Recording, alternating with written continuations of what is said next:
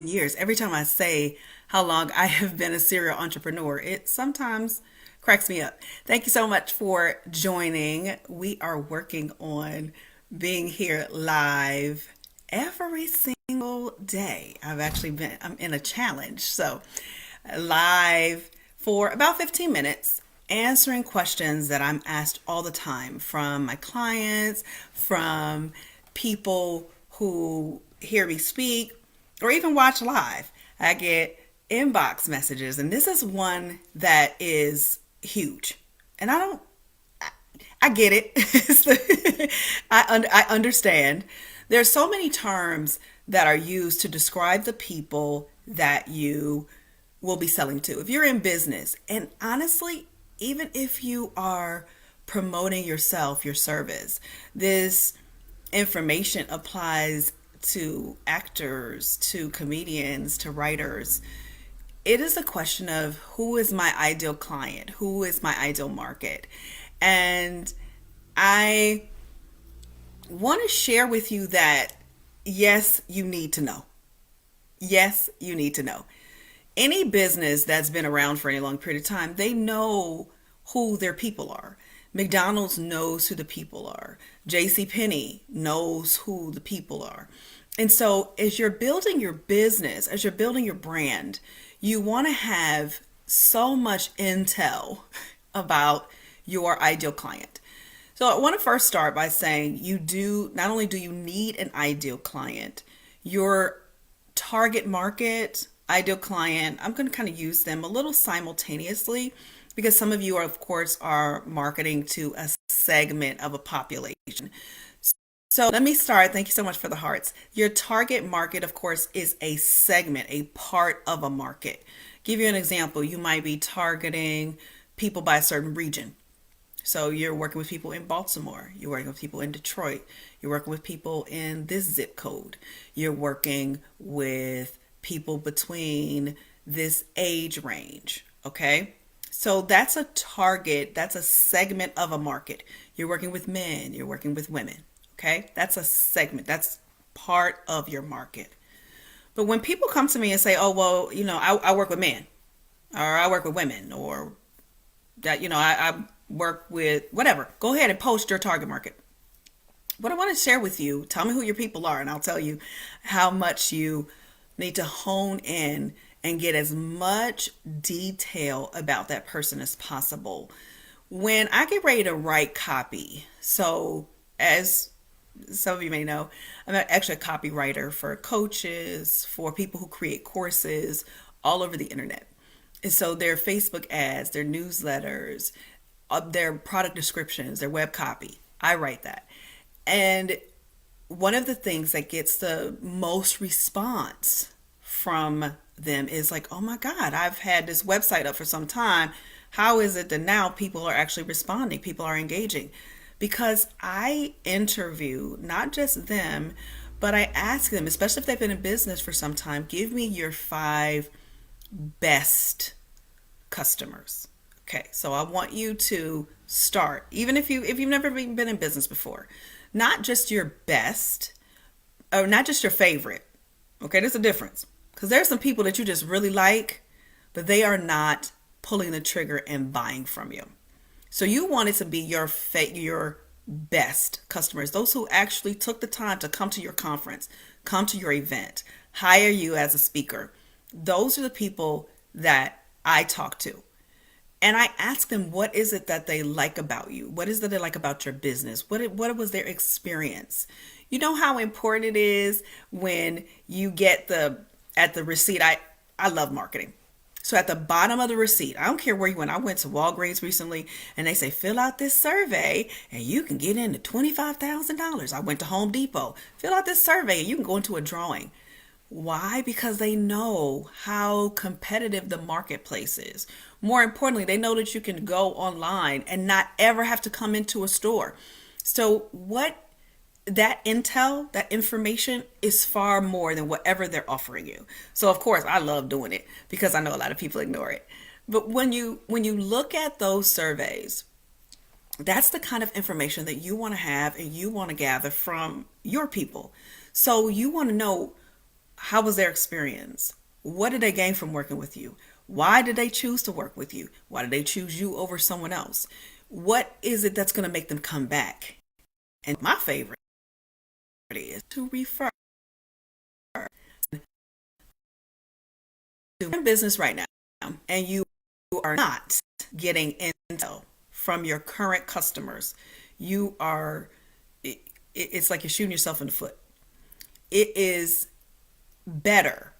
Okay, this is traditional marketing. This is outside of social media. It's still the same because again, we're talking about people who actually buy from you, not the people who follow you, but we're talking about the people who actually buy from you, who use your services. It's easier to bring repeat customers back than it is, and it's also less expensive to bring repeat customers back than it is to go and look for new ones. So you want to know your ideal customer. You want to know them so well and you want to treat them well. So let's get back to what is it that you want to know about your ideal customer.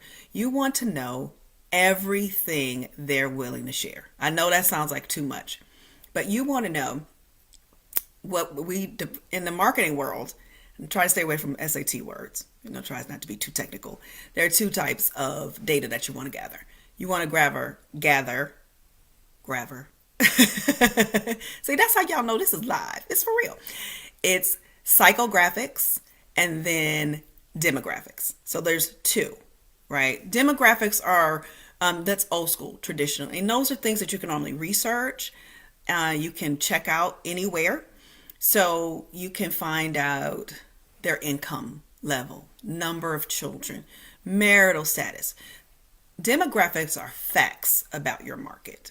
So you should have those, right? You should know the range, what their educational level is also often included in demographics, ethnicity, preference, and certain preferences. Maybe they like certain sports, they watch certain shows, they have certain interests. Okay, now when you move to interests and preferences, you're actually kind of moving toward psychographics. Psychographics are information that how people think, how people buy, how they make decisions. Now remember, I only got 15 minutes and I do want to take some questions from y'all. So in short, we're thinking about, let's just do preferences and interests, because you can go all the way deep into this. If you want to reach your raving fans, your real tribe, the people who are literally going to rah-rah for you, that's always the goal. You want people who will rah-rah for you. And let me give you an example. I live in Baltimore. Everybody is in Baltimore, hey. And I'm not from here. But one of the things that I can tell people is that for a long time, I did not tell people that I was not a Ravens fan. Now, those of you who are not from Baltimore, you don't even know my fire. You don't even know my smoke. You don't even know what I'm dealing with. But I'm using this as a great example. Ravens fans, I mean, like real Ravens fans, and I mean, it's probably sure like that in most major cities. They are hardcore fans. They want everybody to know that they're Ravens fans. They tell everybody. They want their friends to be Ravens fans. They don't talk to you if you're not a Ravens fan. So one of the things I want to share with you all, and I know, of course, we got a lot of people with different backgrounds and different experiences. Let me say, I am talking about marketing, right? So if you're gonna get too deep on me, we're not even having it. You want, as an entrepreneur, as a speaker, teacher, preacher, singer, actor, you want raving fans. And I'm saying the word raving as in Raving, but for real, I can say raven, because fans here rock with you. They are down for their team. They are really down for their team. You want people, you want your customers, you want the people who are with you to be down for you. You want them to tell everybody. You want them to recruit and bring other people in to whatever your cause is. One of the things that's been a blessing for me to be 20 years in multiple different industries and businesses is that I've been blessed, but I've been very strategic about creating raving fans. I have people who have been with me in the direct sales industry, and those of you who know, I've been in politics. So yeah, I know. I wouldn't necessarily say that now. It's a long, long time ago. But people again who've known me, they know, because what it is, when I know people and people know you and what you offer, the value. If you didn't see yesterday's video, you can go and talk about your personal mission statement and make that from yesterday. But your raving fans, you want to know everything there is to know about them. Like I said, you want to know what they like, what they dislike, what it is that they truly desire, what are their causes, how do they spend their time, what are their hobbies. This is an ongoing process, but you got to start. So yes, to answer the question, you do need a client avatar, and you need a client avatar that is clear, that is a living document that you update 6 months to a year in your business, depending on how your business evolves and changes. The key to creating the avatar is doing the research. Remember, there's two types of data that you're going to create. That's the demographics, which are all the facts, which you can get from the library, Census Bureau. I mean, what do we do now? Google. You can just Google it. But most of all, I love the psychographic research. Interview, do client surveys, ask people. If you're new to business and you aren't really sure who your ideal clients are, remember your raving fans, the people who rock with you, the people who will put their money where their mouth is, then ask that 1, 2, 3 people who are already doing it. People who are always referring you. People who are always saying, oh my gosh, I just love him. I just love her. Ask them why. And be prepared for their information. It may surprise you. Those of you who think you already know your target market, go ahead and post it in the comments. I'm going to be here. Got a couple more minutes. Go ahead and post who you think your market is. I promise you, if it's too general and too generic, I'm going to come for you. I'm going to question you. I'm not going to really come for you. But it's important that the more you know, the better your marketing is going to be, the better your reach, and also the better your result. Your sales are going to increase when you know your people. I'll give you another example. A lot of people got really upset with certain brands and they're they're racist. And thanks for the thumbs up, y'all. Make sure this is good information. Y'all let me know. I got upset with brands and saying that these brands, they don't deserve our money. They know who their people are. And in most cases, the people who are complaining or talking about it or protesting didn't seem, okay, again, I'm from the marketing standpoint, just giving y'all some marketing, brands didn't seem to be impacted in the way that people thought, because the people who are their market were still buying those products. They were still buying what it is that they wanted. They like it. They like the luxury brand. I'm not talking about that brand. I'm just talking about excuse me. I'm just talking about in general. People buy what they want. And if you are what they want, it doesn't matter what it is that it's very hard to disengage when you have such high customer loyalty.